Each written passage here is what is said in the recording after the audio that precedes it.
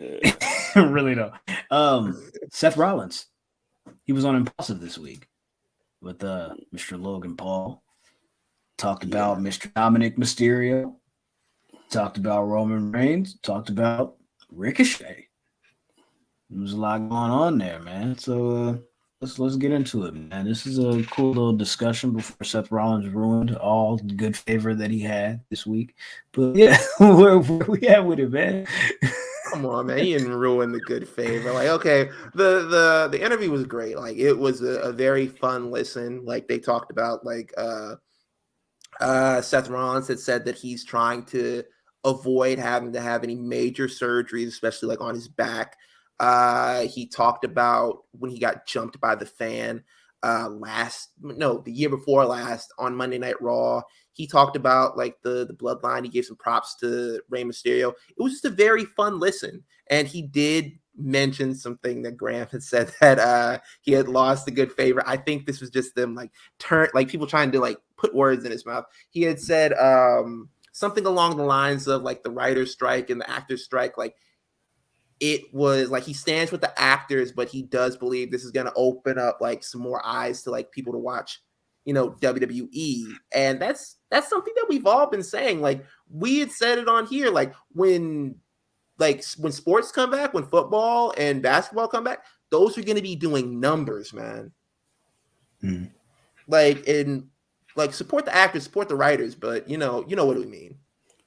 And he called Matt Riddle a bitch ass nigga again. So So these were two separate interviews, right? So that was the they were. Oh, my bad. Yeah. My bad. So what happened with the conversation that he was having about the writers and the actor strike was with TMZ. And the two statements, well, the statement that we have about him standing with the writers and and maybe that will allow for more people to come in to watch WWE. First of all, the paparazzi dude, the photographer, whatever, he led with, hey, a lot of people are saying maybe this will allow like reality shows and wrestling to get a little bit more. So he led with that. Like, you feel me? So Seth is just like, oh yeah, that'd be dope. You feel me? And then him saying the other part was a totally separate question. It was a totally separate question. And people on the internet are like reading it, or it's actually being posted and publicized as if it's one stream of consciousness. It's two separate statements. However, I will say, you didn't have to say that. you didn't have to say that, bro. You are the world heavyweight champion. You at the ESPYs. You feel me? Like you on the Today Show. Niggas was doing the weakest link and all of that. Like, you didn't have to say that. Like, you really didn't. You really didn't have to say that. Like, you like no comment is a comment.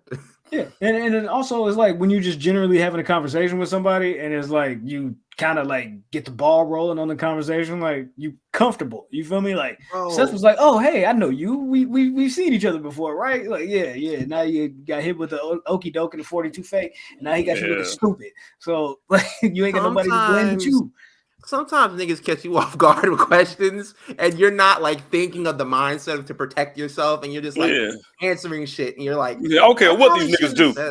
Yeah, you're probably like, I probably shouldn't have said that. Like, no comment is not always in the forefront of people's minds, but like, yeah, like, I wish everybody's the best. That's all you had to say. I wish everybody's the best. I hope both teams win.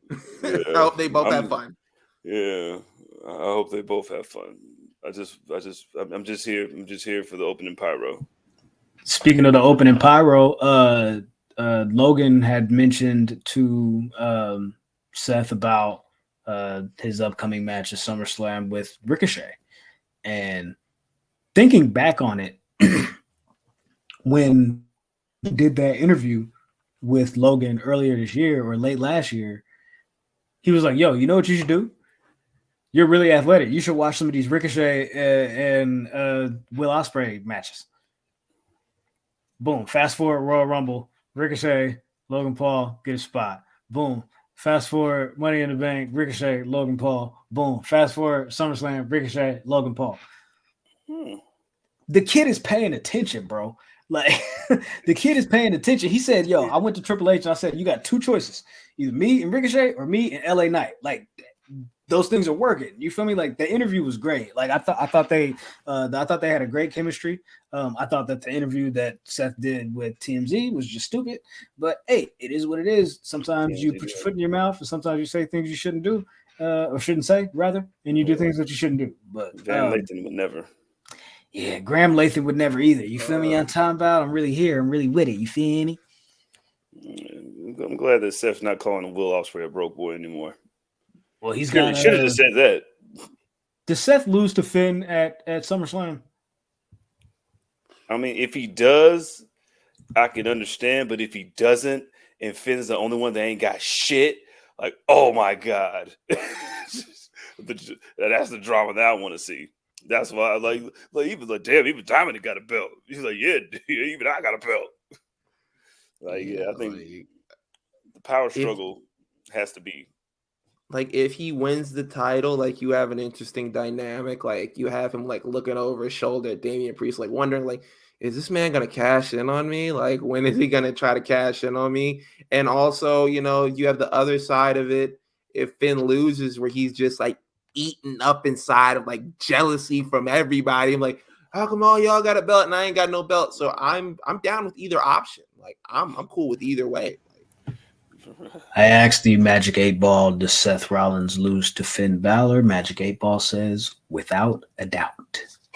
Ooh. Damn. So we'll see. Sorry, Colby.